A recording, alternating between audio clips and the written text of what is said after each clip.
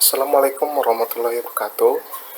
Eh, Pada kesempatan kali ini, saya Yon Hermawan akan mempresentasikan mengenai progres perancangan industri asam levolinat. Dengan anggota kelompok saya adalah Agung Wijayanto, Yon Hermawan, yaitu saya sendiri, dan Yusdiana Putri.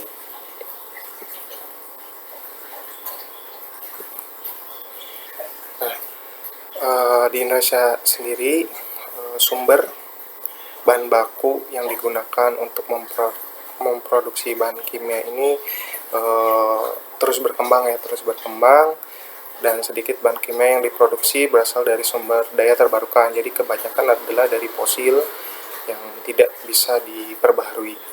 Nah, untuk itu pada kesempatan kali ini kita akan mengkonversi bahan kimia yang berasal dari biomasa seperti itu.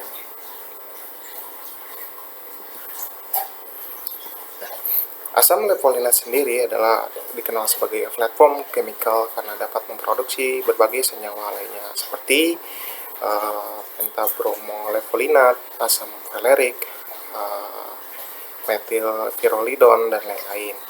Potensi asam levolinat sebagai biofuel yang sangat besar dikarenakan asam levolinat ini dapat dikonversi menjadi ferolakton, di mana produk-produk ini adalah sebagai bahan bakar alternatif pengganti fosil. Jadi pada kesempatan ini kita ingin mengubah energi dari konversi bahan kimia ya, tidak menggunakan lagi fosil.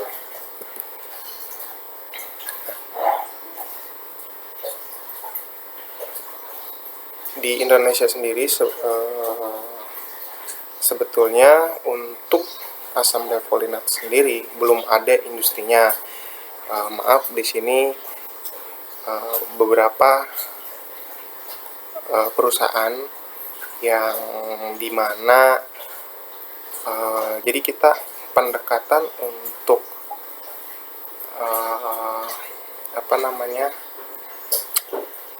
kapasitas kita menggunakan pendekatan sekunder, yaitu kita akan membuat asam levolinat dengan target untuk stok pembuatan poliuretan. Dan pada kesempatan ini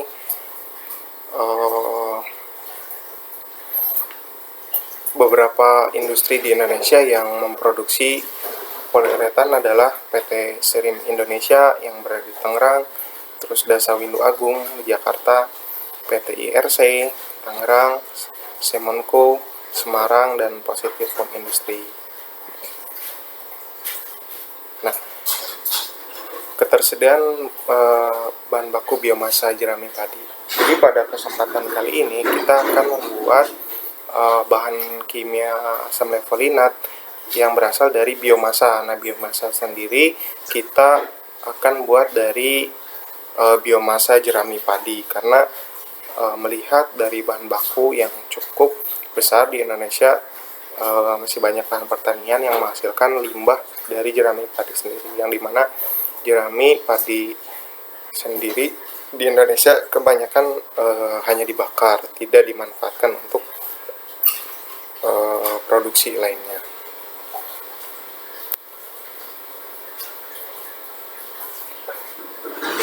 Jadi yang seperti tadi ya, jadi ketersediaan bahan baku biomasa untuk jerami padi ini tergantung dari produksi padi nasional itu, dan analisa pasarnya sendiri kita pada untuk sektor polimer ya, karena kita akan memasok untuk ketersediaan industri asam poliuretan yang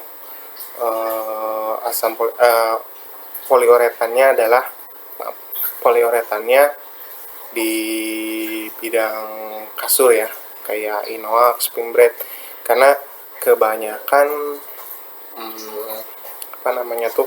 kita menyasar untuk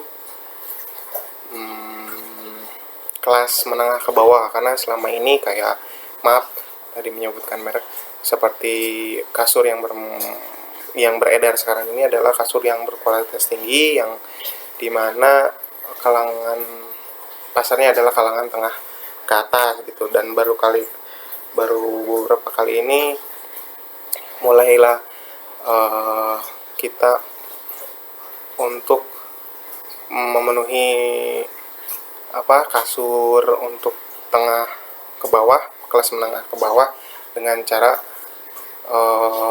kita memasok bahan asam levolinat untuk pabrik poliuretan pembuatan kasur seperti itu.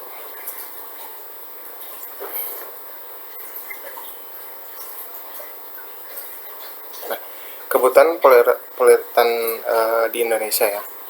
Nah, ini adalah beberapa data produksi di Indonesia ya.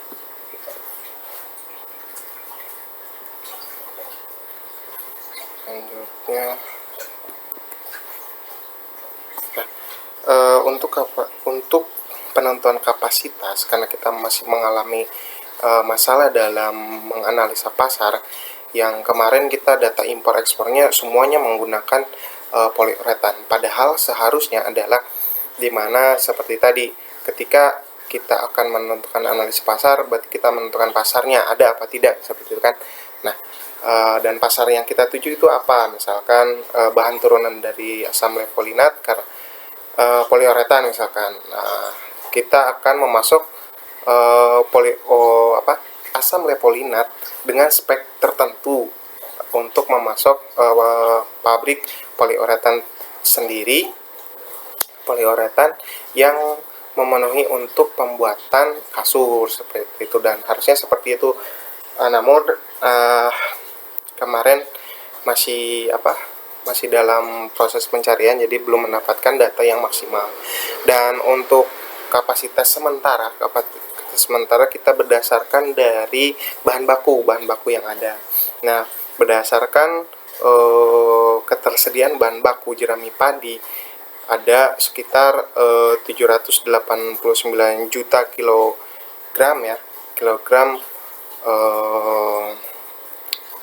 jerami padi. Maka dari situlah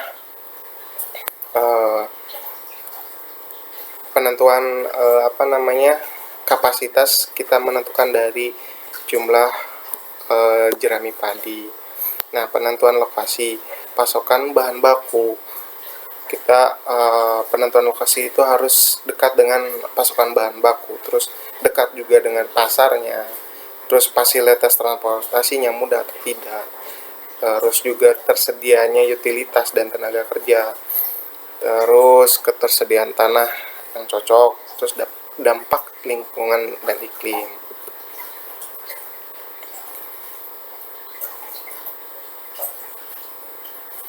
Nah, untuk pasokan bahan baku sendiri ada 3 wilayah strategis, diantaranya Indramayu, Karawang, dan Subang, yang dimana daerah ini adalah penghasil padi terbesar. Kemudian berdasarkan lokasi berkenan dengan pasar,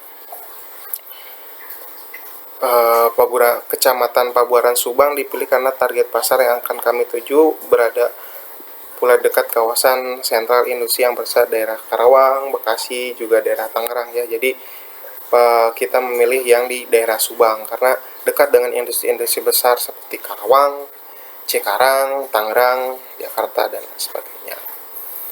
Nah, dimana juga ketersediaan utilitas yang cukup untuk pembuatan pabrik ini. Untuk jaringan ya, PLN di sana cukup memadai, juga PDAM-nya juga sudah cukup memadai. Untuk dampak lingkungannya, pendirian suatu industri tentunya pasti memberikan dampak pada lingkungan di sekitarnya. Kan tetapi perancangan pabrik asam levolinat ini mengikuti kaidah hukum yang berlaku ruang pada Undang-Undang AMDAL, yaitu Permen LHK nomor 38 tahun 19. Kita next saja. Nah, untuk